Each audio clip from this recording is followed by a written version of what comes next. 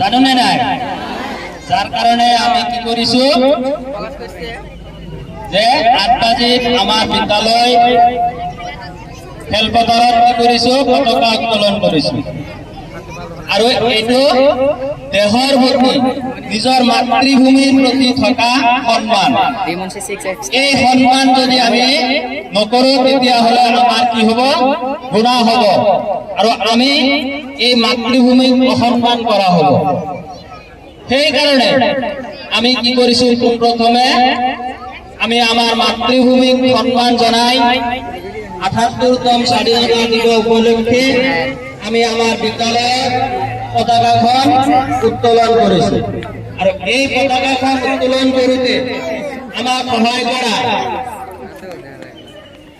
বহুতো অভিভাৱক অভিভাৱিকা শিক্ষক শিক্ষয়িত্ৰী তথা মৰমৰ ছাত্ৰ ছাত্ৰী